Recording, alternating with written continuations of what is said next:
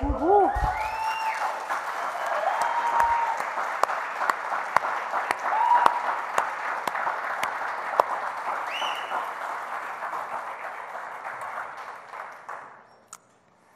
Acho que eu nem precisava falar nada hoje, né?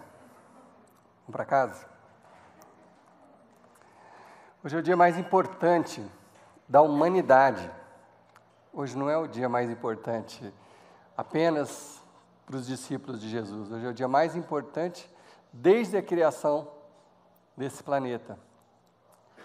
Nesse dia, algo único aconteceu que dividiu a história da nossa humanidade. Nós contamos o nosso calendário por antes de Cristo e depois de Cristo. E o que aconteceu hoje, como disse o Rafa aqui, há 1983 anos atrás, mudou a história desse planetinha, mudou o nosso relacionamento com Deus.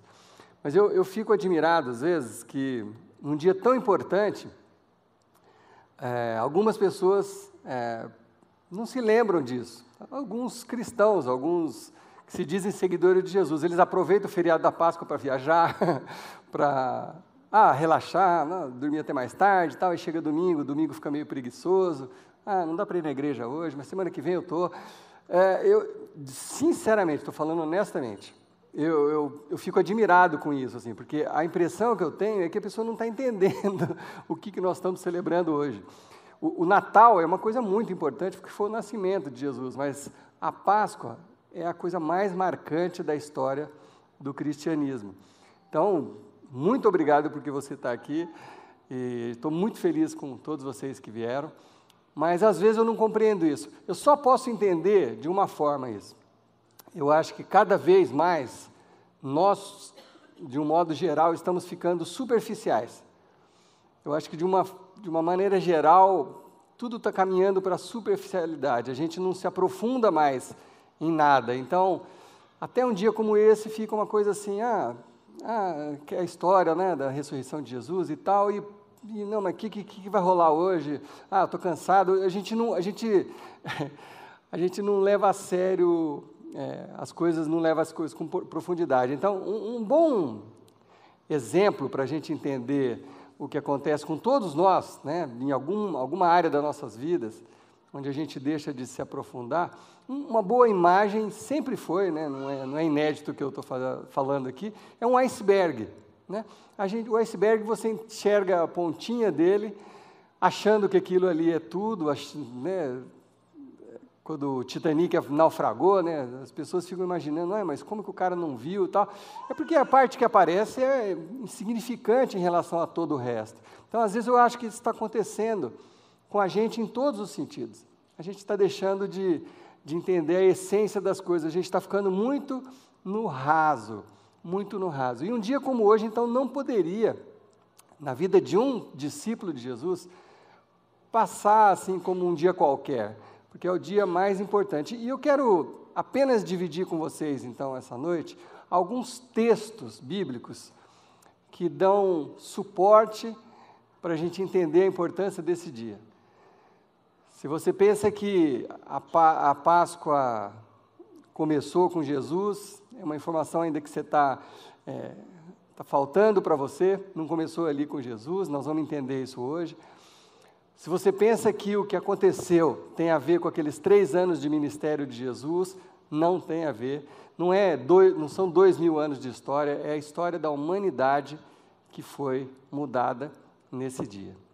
Então eu quero ler uns textos com vocês que vão nos ajudar a entender profundamente o que acontece nesse dia, porque esse dia é o dia mais importante na história da humanidade. Como eu disse, a coisa não começou ali no dia que Jesus ressuscitou. A coisa começou, pelo menos, essa história da Páscoa e da ressurreição, começou pelo menos há 3.500 anos antes de Jesus. Começou lá com Moisés, e muitos de vocês talvez estejam com essa história fresquinha na memória, porque acompanharam lá os 10 mandamentos, né?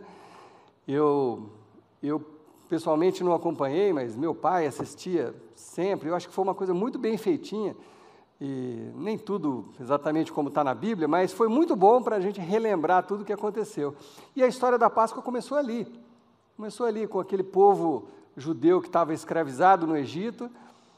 Deus levantou Moisés para libertar aquele povo, e aí vocês talvez se lembrem que foram enviadas algumas pragas para que sensibilizasse o coração do faraó, para que ele deixasse o povo sair do Egito, e uma praga, 2 pragas, 3 gafanhotos, o rio que virou sangue, moscas, escureceu tudo, ficou tudo noite, algumas coisas foram acontecendo, até que chegou na última e derradeira coisa, quando realmente aquilo ali tocou o coração de Faraó, foi quando Deus anunciou que naquela noite os primogênitos todos seriam mortos.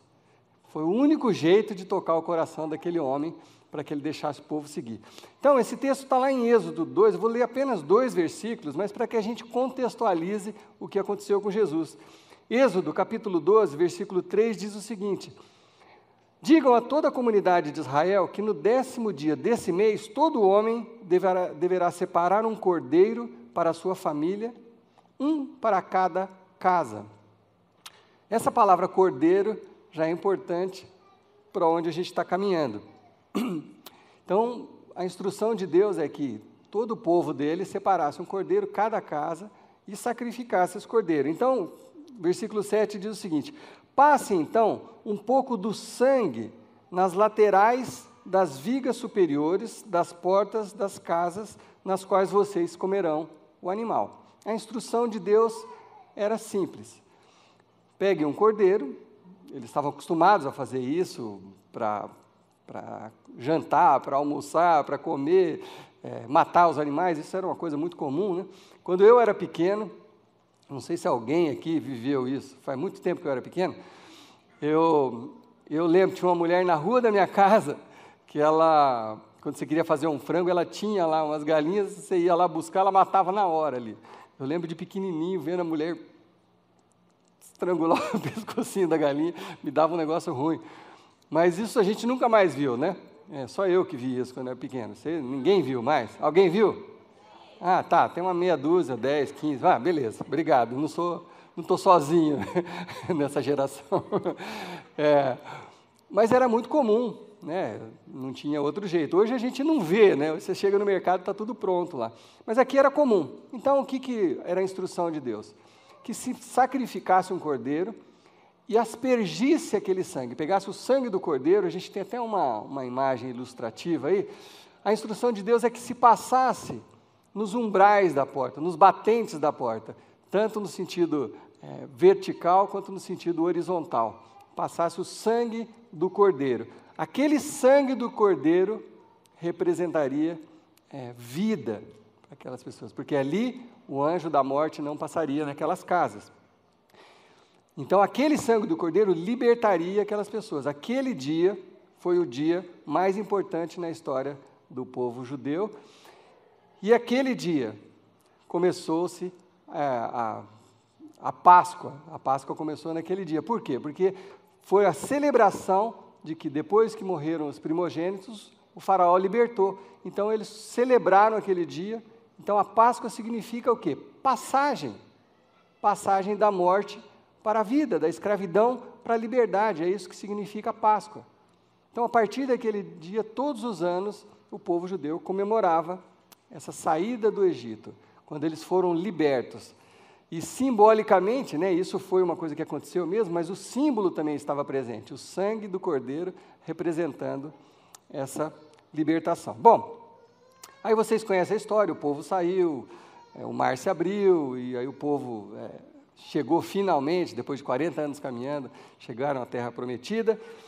E a partir daí, olha, isso 3.500 anos atrás, a partir daí, Deus já tinha pronto o plano de enviar Jesus. Então, a partir dali, os profetas, a começar de Davi, começaram a anunciar a chegada futura de um Messias. Messias simplesmente significa ungido de Deus. E aí eles começaram a anunciar. Deus está falando assim, olha, do jeito que está não dá, vou ter que enviar meu filho para esse planetinha para a gente conseguir realmente mudar alguma coisa, né? Bom, aí o maior de todos esses profetas que anunciaram Jesus, e eu acho que aquele que anunciou de a forma mais clara, foi o tal do Isaías. E Isaías descreveu algumas cenas da vida de Jesus 700 anos antes de Jesus nascer. Ele deu umas descrições tão claras, que a hora que eu ler algumas coisas aqui, você vai falar, mas como é possível isso? 700 anos antes, ele anunciando a chegada do Salvador. Olha lá o que diz em Isaías, capítulo 53. Isaías dizendo assim, certamente, já falando desse Messias que viria, certamente ele tomou sobre si as nossas enfermidades e sobre si levou as nossas doenças. Contudo, nós o consideramos castigado por Deus, por ele atingido e afligido. Se a gente viu aquele sofrimento, como que Deus permitiu aquele sofrimento? Mas ele levou consigo as nossas dores e as nossas enfermidades. Versículo 5, mas ele foi transpassado por causa das nossas transgressões. Vocês se lembram que Jesus na cruz foi transpassado por uma lança, né? Isaías já estava prevendo isso, ele foi transpassado pelas nossas transgressões, foi esmagado por causa das nossas iniquidades. O castigo que nos trouxe a paz estava sobre ele, e pelas suas feridas nós fomos curados. Todos nós, tal qual ovelhas, nos desviamos. Cada um de nós se voltou para o seu próprio caminho, e o Senhor fez cair sobre ele, Jesus, a iniquidade, quer dizer, todos os pecados de todos nós. Ele foi oprimido e afligido, contudo, não abriu a sua boca. Como um cordeiro, foi levado ao matadouro.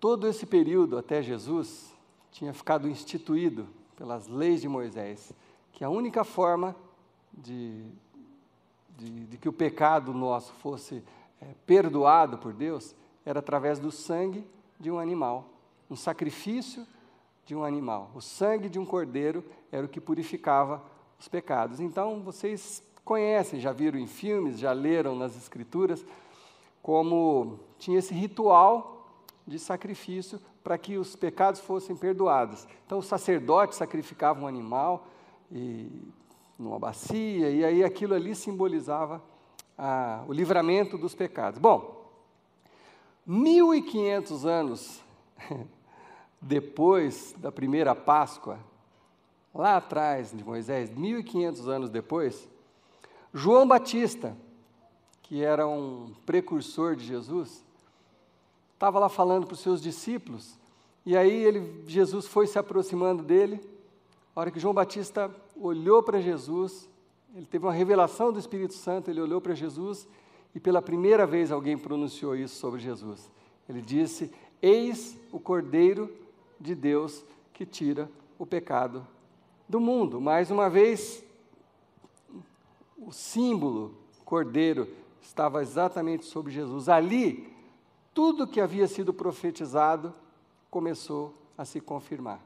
Jesus era o ungido de Deus, era o Messias, aquele que veio como um cordeiro para tirar o pecado do mundo. Bom, não vou contar a história toda de Jesus, eu falei que eu quero me focar em alguns textos que nos aprofundam na Páscoa, mas uma história importante que aconteceu na vida de Jesus foi quando ele foi chamado por alguns amigos íntimos de Jesus para ir até a cidade de Betânia, onde ele tinha uma família que era muito, muito, muito chegada de Jesus, que era a família de Lázaro, Marta e Maria, que eram irmãos. Jesus os amava profundamente. E Jesus, pouco antes dele ir para Jerusalém e ser morto, Jesus foi chamado para ir lá porque Lázaro tinha morrido. E já fazia 4 dias que ele estava enterrado. E aí chamaram Jesus, falou, aquele que você amava morreu.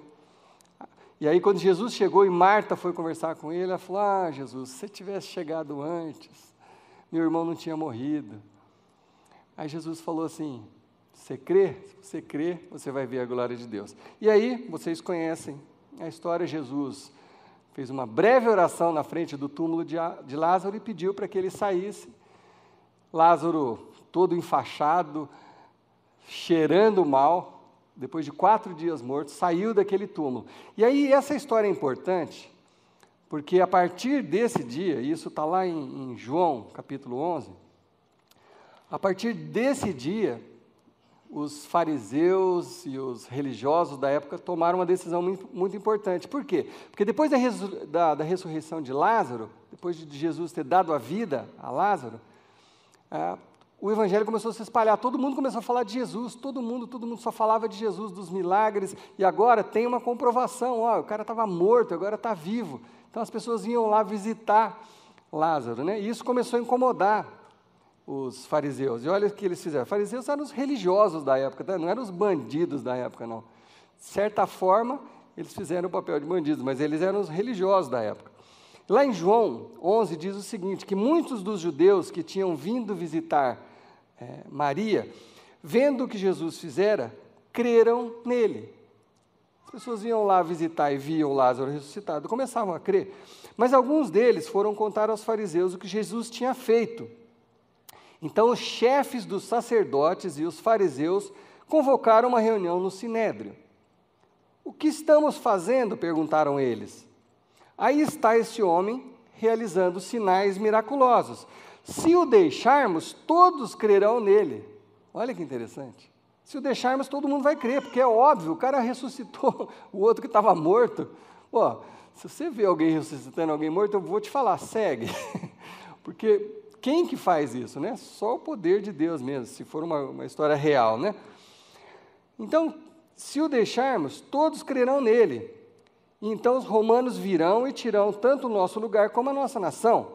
Então um deles, chamado Caifás, que naquele ano era o sumo sacerdote, o cara mais importante, tomou a palavra e disse, nada sabeis? Não percebeis que vos é melhor que morra um homem pelo povo e que não pereça toda a nação? E daquele dia em diante resolveram tirar-lhe a vida. Daquele dia em diante eles resolveram que iriam matar Jesus de alguma forma. E também queriam tirar a vida de Lázaro. O cara tinha acabado de ressuscitar, né? Mas aí eles montaram um negócio para tirar a vida de Lázaro também, para que não se espalhasse isso, né? Bom, Jesus sabia que tudo aquilo ia acontecer.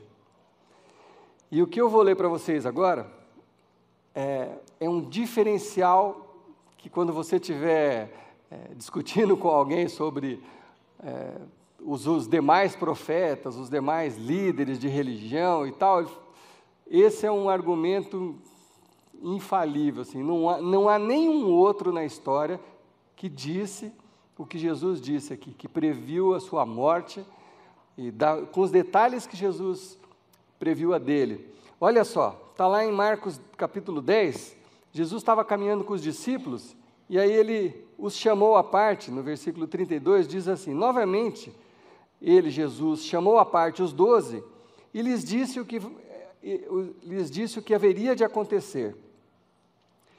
Jesus disse o seguinte, estamos subindo para Jerusalém, já era ali, perto do fim, e o Filho do Homem, que era ele mesmo, será entregue aos chefes dos sacerdotes e aos mestres da lei. Eles o condenarão à morte e o entregarão aos gentios, que zombarão dele, cuspirão nele, o açoitarão e o matarão. E 3 dias depois, ele ressuscitará. Amém, aleluia. Ninguém jamais teve essa capacidade de falar assim, olha, isso que vai acontecer comigo, eles vão me prender, vão me cuspir, vão me torturar, e eu vou ser crucificado e vou morrer, mas 3 dias depois eu vou estar aqui com vocês de novo. Ninguém na história da humanidade disse uma coisa assim. Bom, e aí aconteceu exatamente como Jesus tinha dito, exatamente. Ele foi preso, aí vocês sabem, na quinta-feira à noite teve a ceia com os discípulos, Judas o traiu, e aí Jesus foi ao monte para orar, chegaram os soldados e o prenderam. E aí na madrugada, na madrugada, ele foi julgado. Uma coisa completamente ilegal, mesmo para a época. Mas fizeram tudo na surdina, porque o povo amava Jesus já. Jesus já estava muito conhecido. Aí fizeram tudo de madrugada, acordaram o governador, acordaram o Pilatos, para que julgasse Jesus na madrugada. E aí todo aquele complô. E aí Jesus foi literalmente cuspido no rosto, literalmente torturado, e aquele tipo de tortura, aquele tipo de chicote, chamado flagelo, era horroroso, horroroso. Eram várias pontas, assim, com pregos, com ossos na ponta, aquilo ali cravava na pele de Jesus e vinha rasgando, assim. Muita gente morria depois de uma tortura dessa, não precisava nem crucificar. E se não morresse na hora, depois com as infecções acabava morrendo, não tinha como escapar disso. E tudo isso aconteceu, até que na sexta-feira, por volta das 9 da manhã, Jesus foi levado àquela maldita cruz. Maldita, porque ali só iam ladrões, assassinos, o pior tipo de gente era colocado numa cruz. E colocaram o nosso Salvador naquela cruz. Por volta das 3 da tarde, Jesus pronunciou as últimas palavras. Ele disse: Tetelestai, está consumado. Acabou aqui o que eu vim fazer enquanto humano, enquanto Deus em forma humana. E Jesus morreu. E aí, como Isaías havia dito, perceberam que Jesus estava morto e já estava se aproximando o final da sexta-feira, o entardecer da sexta-feira, e o dia judaico começa às 6 da tarde, né? Começa às 6 da tarde, o sábado judaico. E aí estava se aproximando desse horário, um soldado foi lá com uma lança, que não era costume também, olha que coisa perfeita, né? O costume era quebrar as pernas, aquela expressão que você falou, quebrou minhas pernas, talvez tenha vindo daí, eles quebravam as pernas de quem estava crucificado, sabe para quê? Porque você perdia o apoio. Você perdia o apoio, e quando você perde o apoio, você morre sufocado. Era isso que faziam quem era crucificado. No caso de Jesus, por alguma razão, pegaram uma lança e perfuraram o lado de Jesus, como tinha dito o profeta Isaías, que ele foi transpassado. Bom, e aí levaram Jesus para o túmulo, e a coisa interessante, muito interessante de se observar aqui, é que os opositores de Jesus, olha que interessante, tinham mais certeza da ressurreição do que os discípulos. Porque nessa hora os discípulos se esconderam, fugiram. Nenhum discípulo de Jesus, aqueles que você mais gosta de ler as histórias, nem Pedro, nem João, nem André, nenhum deles ficou ali na porta do túmulo esperando Jesus ressuscitar. Mas os opositores falaram assim: olha, estão falando que Jesus vai ressuscitar, então faça o seguinte, coloca um pelotão de guarda ali, coloca uma pedra gigantesca na frente do túmulo, o selo de que ninguém pode tocar naquilo ali, para garantir que nada aconteça, ou até que os discípulos venham e roubem o corpo de Jesus, né? Então coloquem segurança ali para que nada aconteça. E aí, no meio da madrugada, um terremoto, um anjo chegou, rolou a pedra, os soldados ficaram estarrecidos, como congelados, vendo aquela cena, e Jesus ressuscitou. Aleluia! Jesus ressuscitou. E olha que coisa curiosa que aconteceu em seguida, porque os soldados saíram dali e foram correndo contar para os líderes deles. E quando eles chegaram lá, quando os chefes dos sacerdotes, isso está em Mateus 28, quando os chefes dos sacerdotes se reuniram com os líderes religiosos, eles elaboraram um plano, porque os soldados chegaram contando: olha, ele ressuscitou, ele saiu de lá, apareceu uma luz, um terremoto, um anjo, sei lá se era um anjo, mas era uma luz muito forte, e Jesus saiu de lá. Aí eles elaboraram um plano, olha o que eles fizeram. Deram aos soldados grande soma de dinheiro, dizendo-lhes: vocês devem declarar o seguinte: os discípulos dele vieram durante a noite e furtaram o corpo, enquanto estávamos dormindo. E assim os soldados receberam o dinheiro e fizeram como tinham sido instruídos. E esta é a versão que se divulgou entre os judeus até os dias de hoje, quando Mateus escreveu isso aqui, que eles tinham roubado o corpo. Eu não sei se alguém aqui já foi assistir um filme que chama Ressurreição, eu não fui. Estou parecendo o Silvio Santos, né? A minha esposa assistiu o filme, eu não assisti. Eu não assisti, mas os meus sobrinhos assistiram e me contaram mais ou menos a história que é baseado nisso aqui, né? Diz que colocaram uma pessoa para investigar e procurar o corpo de Jesus. E procurou-se e não achou. Eu nem sei se o filme é bom, não posso recomendar porque eu não assisti. Adilar, é bom o filme? É bom o filme. É bom o filme. Se a minha sogra está falando, não é bom sinal. Brincadeira, é bom, deve ser bom. Mas sabe que interessante? Não tem sentido achar que os discípulos tinham roubado o corpo de Jesus. Primeiro, eles estavam apavorados. Se quando Jesus estava ainda vivo, eles se esconderam, imagina agora que Jesus estava morto. Eles estavam sumidos dali, eles estavam com medo de que eles seriam os próximos a serem mortos. Então não faz sentido eles irem lá enfrentar os guardas e bater nos guardas, sei lá o quê, arrancar a pedra, tirar Jesus, não faz sentido. A outra coisa que eu acho que reforça esse pensamento é que no dia seguinte, Maria Madalena, a outra Maria, mãe de Tiago, foram lá no túmulo para preparar o corpo de Jesus. Elas eram seguidoras de Jesus, estavam sempre com os discípulos. Se eles tivessem roubado, elas não iam lá no túmulo para passar perfumes em Jesus, para que o corpo durasse um pouco mais e tal. Elas foram lá e chegaram lá, encontraram um anjo, ao invés de encontrar Jesus. Bom, essa é a história contada pela Bíblia, mas tem um texto que eu quero finalizar com ele, que é do apóstolo Paulo. O apóstolo Paulo pega tudo isso que eu falei, desde lá de trás, faz um resumo brilhante, e eu vou acabar com esse texto do apóstolo Paulo. Não preciso acrescentar nada ao que ele diz lá em 1 Coríntios, capítulo 15. Paulo diz o seguinte: irmãos, quero lembrar-lhes o evangelho que eu lhes preguei, o qual vocês receberam e no qual estão firmes.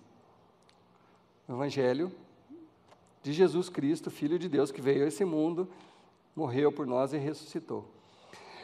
Por meio desse evangelho, vocês são salvos. Por meio desse evangelho, eu fui salvo, você foi salvo. Desde que se apeguem firmemente à palavra que eu lhes preguei. Caso contrário, vocês têm crido em vão. Se vocês não se apossarem disso, por isso eu digo da importância do que aconteceu, se vocês não se apossarem disso, não vai fazer sentido. Mas desde que vocês se apeguem firmemente, esse é o evangelho para você, para mim, é o evangelho do perdão de Deus através de Jesus Cristo, o Cordeiro que derramou definitivamente o seu sangue naquela cruz para que os nossos pecados fossem lavados. Nunca mais se precisou de nenhum tipo de sacrifício para o perdão dos pecados. Quando Jesus derramou o seu sangue, ele quebrou todo esse ritual de sacrifícios, ele nos reconciliou com Deus. Hoje, por causa disso, eu e você podemos nos ajoelhar no quarto da nossa casa e falar com o Criador do universo. Foi isso que Jesus fez. Só isso que Jesus fez. Nos reconciliou com Deus. Foi isso que ele fez. Pois o que primeiramente lhes transmiti foi o que recebi, que Cristo morreu pelos nossos pecados, segundo as Escrituras. Foi sepultado e ressuscitou ao terceiro dia, segundo as Escrituras. E aí vem a comprovação disso. E apareceu a Pedro e depois aos 12. Pedro foi o primeiro, depois das mulheres, que chegou lá no túmulo de Jesus, junto com João. Eles chegaram ali, Jesus apareceu para eles. Em seguida, depois daqui. E depois aos 12, né? Vocês se lembram também, talvez de terem visto em filme, ou terem lido, que um dia os 11, né? Judas não estava mais, estavam reunidos num lugar, e aí Jesus apareceu no meio deles. E aí conversou com eles, ministrou e foi embora. E aí Tomé, que também estava sempre junto com eles, não estava ali na hora, ele falou assim, vocês estão loucos, como assim? Como assim? Imagina, gente, um seguidor de Jesus. Jesus falou, ó, vai acontecer isso, o cara ainda estava duvidando. Na próxima aparição, né, Jesus chamou Tomé. Aí a hora que Tomé viu Jesus, né, falou, Jesus, não, tá tudo certo. Não, vem cá, Tomé. Porque Tomé tinha falado assim, ó, só vou acreditar se eu colocar o dedo nas feridas de Jesus. E aí quando Jesus viu, Tomé falou, vem cá, meu amigo. Não, Jesus, está tudo certo. Não, vem cá. Coloca o dedo aqui. Coloca o dedo aqui. Jesus estava real, dava para se tocar Jesus. Jesus estava vivo na frente dos seus discípulos. E depois disso, olha que interessante, talvez você não saiba disso, depois disso, apareceu a mais de 500 irmãos de uma só vez. Mais de 500 pessoas foram testemunhas oculares de Jesus vivo, depois de ressuscitado. Mais de 500, a maioria dos quais ainda vive. Paulo está falando para os coríntios, ele está falando assim, olha, a maioria deles, desses 500, ainda estão lá. Paulo escreveu isso aqui 20 e poucos anos depois. Falou, a maioria está lá, vivo. Pega um ônibus, vai lá para Jerusalém, você vai conversar com os caras que viram Jesus. São testemunhas. Se isso aqui não fosse verdade, gente, não teria passado adiante. Imagina, se fosse uma mentira. Os discípulos não teriam dado as suas vidas, não teriam morrido por essa verdade. E aí, depois disso, Jesus ainda apareceu a Tiago. Esse Tiago é o irmão de Jesus. E é interessante observar que Tiago só creu depois que ele viu o irmão dele ressuscitado. Deve ter sido difícil para Tiago, né? Você crescer junto com seu irmão, e aí chega uma hora seu irmão fala, ó, eu sou o escolhido filho de Deus. O irmão deve ter virado e falar, você está de gozação, né? Então, para o irmão sempre foi talvez o mais difícil, mas quando Jesus ressuscitou e apareceu para o irmão dele, não teve como. E então, a todos os apóstolos. Depois desses apareceu também a mim, o Paulo falando, né? Como um que nasceu fora do tempo. E aí é aquela experiência sobrenatural que Paulo teve com Jesus também. Mas aí ele fala uma coisa fundamental. Gente, ou vocês acreditam nessa ressurreição, ou nada tem sentido. Olha como Paulo fala, se não há ressurreição dos mortos, então nem mesmo Cristo ressuscitou. E se Cristo não ressuscitou, é inútil a nossa pregação, como também é inútil a fé que vocês têm. Gente, se você é um cristão, se você é um discípulo de Jesus, e não crê na ressurreição, desiste, vai fazer outra coisa, vai jogar bola, não perde seu tempo domingo. Se você não crê na ressurreição de Jesus, é inútil a pregação, é inútil ficar falando disso, é inútil a sua fé, porque é isso que fez toda a diferença, foi a ressurreição. Por isso esse é o dia mais importante da humanidade, porque até então, o maior medo de todos nós sempre foi a morte, sempre foi o mistério, eu vou morrer e acabou, e é só isso, e Jesus comprovou, Ele mesmo, no seu próprio corpo, que a morte foi vencida. Jesus ressuscitou na frente de todos eles. Mas aí Paulo acrescenta, mas lógico, de fato Cristo ressuscitou dentre os mortos, sendo as primícias dentre aqueles que dormiram. Quer dizer, Jesus foi o primeiro desses que ressuscitou para sempre, eternamente.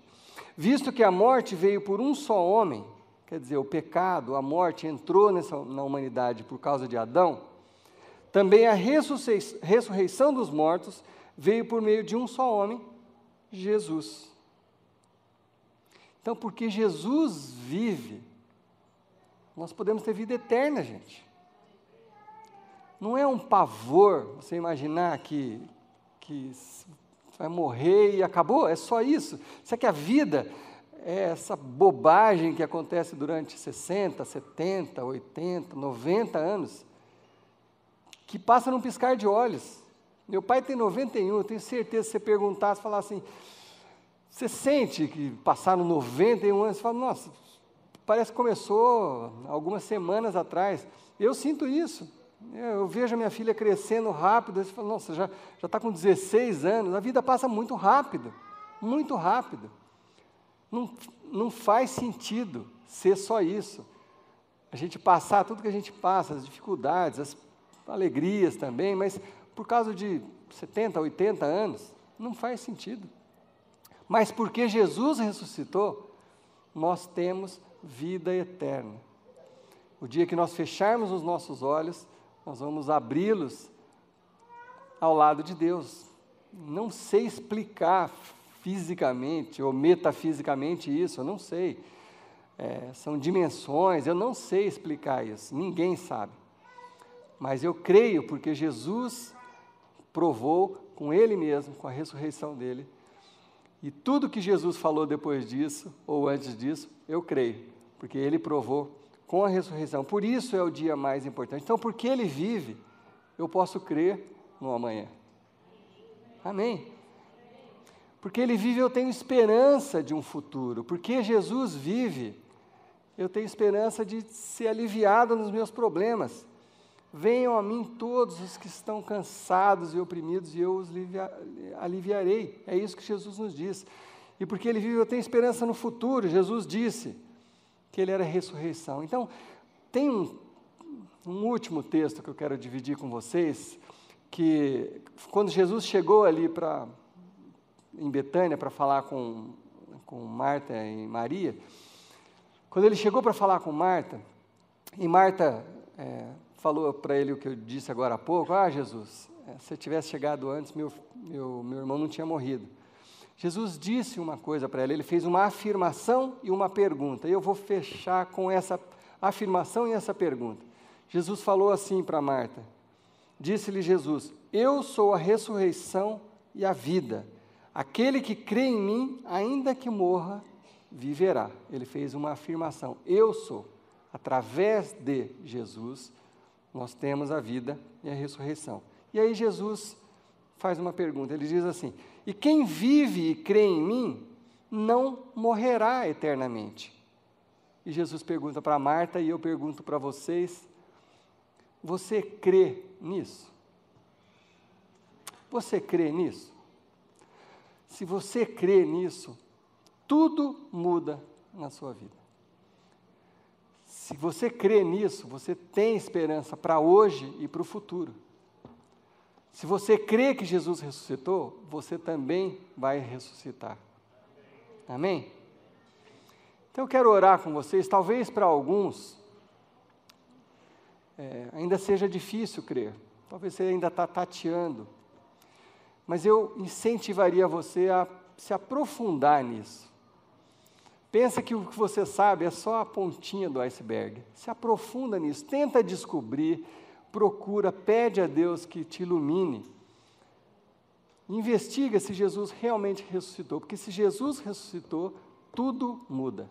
Se Jesus ressuscitou, o seu presente e o seu futuro mudam. Por isso, esse é o dia mais importante da nossa história. Vamos orar? Senhor Deus, muito obrigado por ter enviado Jesus.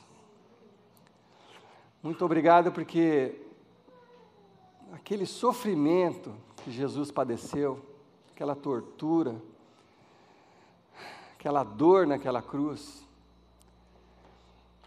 foi por minha causa. Eu que devia estar naquela cruz. Porque eu sou um pecador.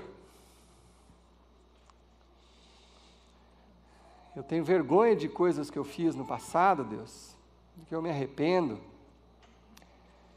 de pecados que eu cometi, e eu cometo pecados hoje, às vezes eu perco a paciência, às vezes eu falo demais. Então foi por mim que Jesus morreu naquela cruz, assim como por todos nós, por toda a humanidade. Então eu quero te agradecer, porque eu não tive que ser crucificado para ser perdoado. Jesus fez isso por mim. Glória ao teu nome por isso, Deus. Aquele, Senhor Deus, que ainda não teve essa experiência de crer nisso, que o Senhor estivesse abrindo os olhos da mente e do coração,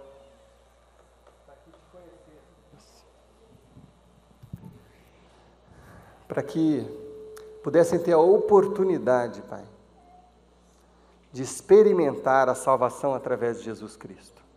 Eu oro por cada coração que ainda está cheio de dúvidas, Senhor Deus, para que o Senhor derrame o Teu Espírito nesses corações e os convença do pecado e do juízo e da salvação através de Jesus. E para aqueles, Senhor Deus, que já creem, que o Senhor se faça presente nas nossas vidas, Pai. Que o Senhor seja o nosso descanso, o Senhor seja o nosso fortalecimento, Pai. A nossa esperança, Deus. Para que o Senhor seja a nossa paz, a nossa luz. Que o Senhor ilumine os nossos caminhos, Deus. E para que a gente reconheça tudo que o Senhor fez por nós e sejamos agradecidos e devolvamos isso a Ti em agradecimento e em louvor. Muito obrigado por esse dia tão importante que foi dado por Ti. Obrigado por esse momento que nós estamos juntos aqui.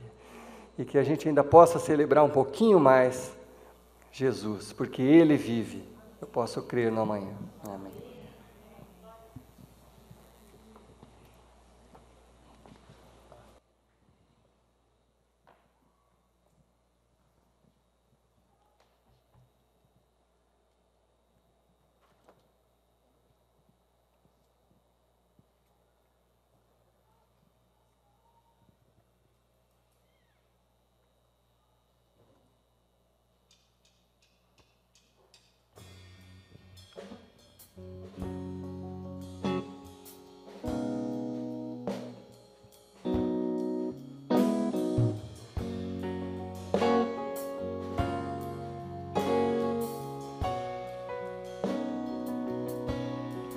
Deus enviou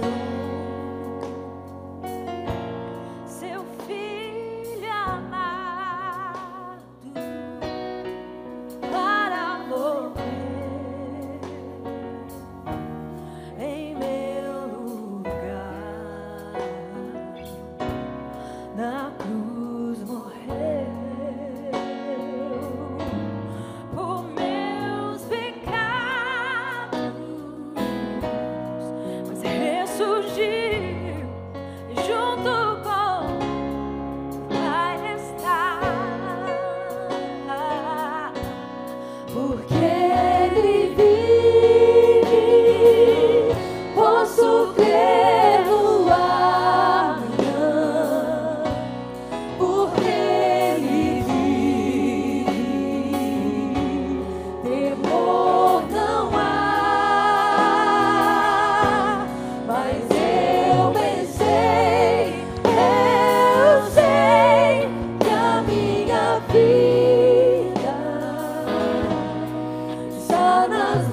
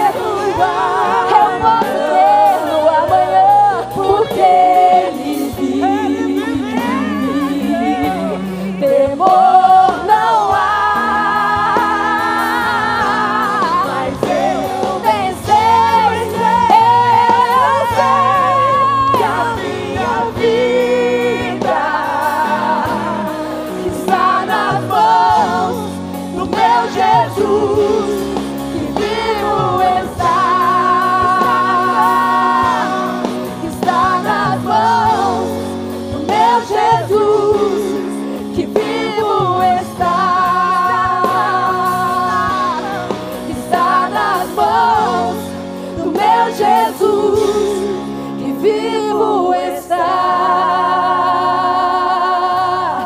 que vivo está, Cristo vive, vivo está, vivo está,